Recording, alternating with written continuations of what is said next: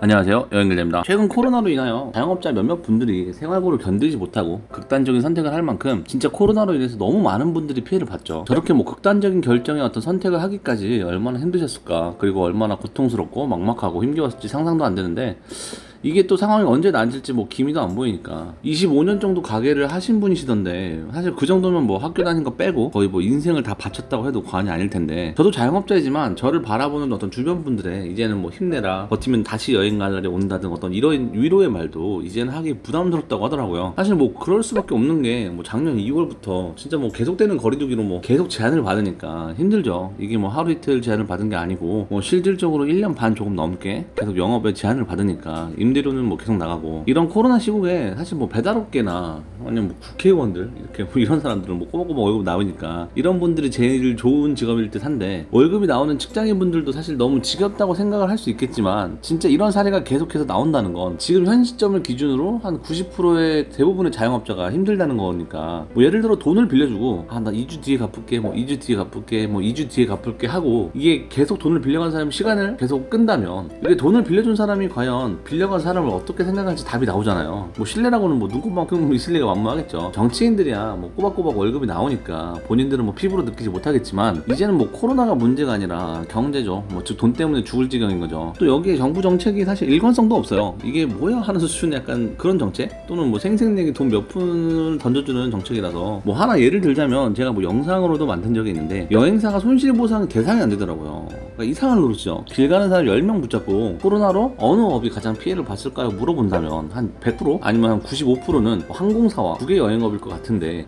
집합과 제한업종이 되지 않는다고 보상 대상이 아니더라고요. 그러면 우리가 만약에 해외를 그냥 보내면 귀국시에 격리 안 시킬 건가요? 그러니까 뭐가 안 맞죠. 또 우리도 당연히 수입이 없고 임대료를 내는 건 마찬가지라서 계속 마이너스인데, 뭐 누가 더 힘드냐 뭐 이런 대결은 아니지만, 식당 카페도 뭐 제한이 있지만 그래도 어쨌든 뭐 점심이나마 또는 미세하게나마 영업을 할 수 있잖아요. 근데 국외 여행업은 사실상 뭐 아예 일 자체를 못 하는 거니까 실질적으로 뭐 영업 정지 한 2년이라고 봐야죠. 그런데도 손실이 없다고 판단을 하는 거고, 정부에서는 뭐 이런 정책을 반영시키는 게 또 어렵고, 또 분리하는 것도 어려우니까 너그러이 이해를 하려고 해도 유흥업소는 또 대상이 되고 헬스장은 또 안 되죠. 이게 대체 누구 머리에서 나온 건지 진짜 왜 이렇게 했는지 도저히 이해가 안 가거든요. 그러니까 재난지원금이라는 게 어쨌든 뭐 재난으로 피해를 입은 사람에게만 지원이 돼야 되잖아요. 그러니까 재난을 입은 사람들과 같은 국적이라고 재난금을 약간 주는 느낌? 예를 들어서 뭐 홍수랑 뭐 재난, 뭐 장마라든지 이런 각종 재난을 당할 때마다 피해 여부와 상관없이 모든 국민에게 재난지원금을 주는 건 아니잖아요. 그러니까 이런 방식의 분류도 사실 이해가 많이 안 가고, 또 일반 소상공인들 장사하는 데는 시간 제한에 뭐 테이블 제한이 있는 반면에 백화점이나 놀이공원, 대기업들 하는 곳은 빼곡하죠. 사람이 결국에는 여론이 너무 안 좋아져서 취소되었지만, 콘서트는 사람이 모여도 되고 결혼식은 또 모이면 안 되죠. 뭐 이게 뭐야. 안내 문자로 이렇게 코로나19 그 문자를 받잖아요. 그럼 뭐 술집, PC방, 식당, 뭐 카페 등 이렇게 이용을 한 사람들 뭐 선별 진료소로 검사받으라고 문자가 오는데, 이 확진자들 집까지 걸어갔을까요? 그러니까 9시면 다 닫아서 뭐 지하철이나 버스나 대중교통을 이용을 할 텐데, 그런 내용은 사실 문자를 못 받은 것 같거든요. 그러니까 뭐 이런 거죠. 뭐 지하철 그 미어 터지는 곳에서 친구랑 나온 후에 텅텅 빈 커피숍이나 식당에서 주문한답시고 1m 거리를 둔 후에 주문을 하는 게 뭔가 이상하죠. 코로나는 지하철을 탈 줄 모르나 생각이 되고, 코로나 기간인데 막 이상한 목사 시위, 그다음 뭐 이번에 민주노총 시위를 그냥 내버려 둔 것 등, 뭐 이렇게 되니까 사실 형평성에 어떤 기준이 없고, 그러다 보니까 정치 방역이라는 이런 소리를 들을 수밖에 없지 않나 생각을 하는데, 좀 아쉬운 거는 진짜 우리가 확진자가 100명 미만 나올 때 국민들과 여러 전문가들이 강력하게 공항을 막고 방역 조치를 하자고 했을 때 했다면 지금과는 다르지 않을까 하는데, 뭐 개인적인 생각에는 이제는 뭐 코로나에 대해서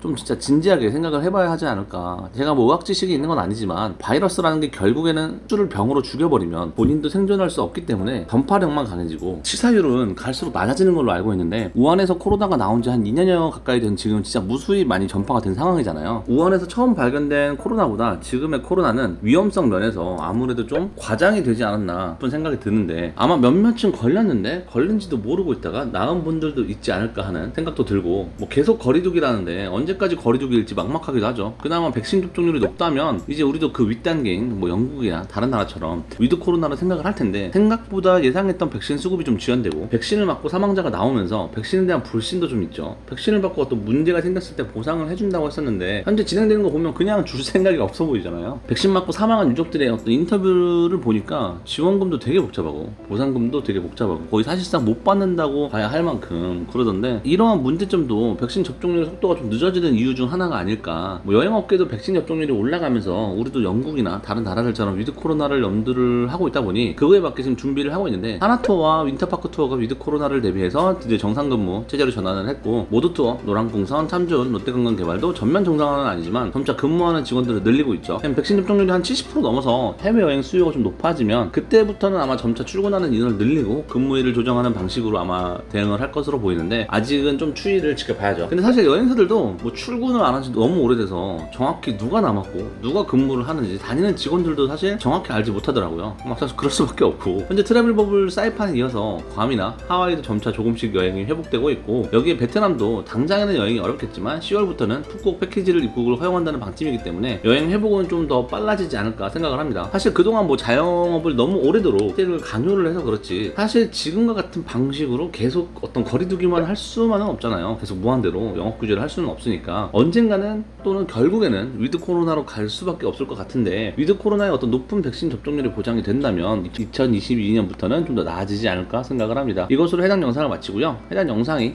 도움이 되셨다면 구독과 좋아요 부탁드립니다. 여러분들의 의견을 얼마든지 댓글로 남겨주시기 바랍니다. 감사합니다.